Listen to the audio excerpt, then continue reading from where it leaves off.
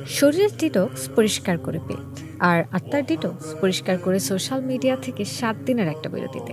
প্রথম 2 দিন আপনি একটু বোর ফিল করবেন, কিন্তু ধীরে ধীরে সেই বোর্ডমটাই একটা প্রশান্ত নীরবতায় রূপ নেবে। তৃতীয় দিনে আপনি লক্ষ্য করবেন যে আপনি এখন চারপাশের জগৎ নিজের চোখে দেখছেন, মোবাইলের স্ক্রিনে নয়।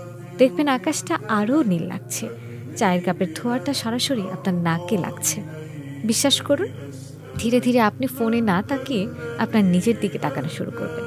মনে হবে আপনি আবার নিজেকে নতুন করে চিনছেন।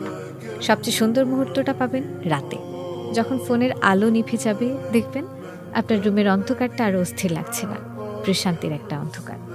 এই 7 দিনে আপনি বুঝতে পারবেন আমরা যতটা কানেক্টেড অনলাইনে, ঠিক ততটাই ডিসকানেক্টেড আমাদের নিজেদের আত্মার থেকে। এই অফলাইন সময়টা আপনি মনোযোগ দিন নামাজে, বেশি করে কোরআন পড়ুন অথবা শুনুন।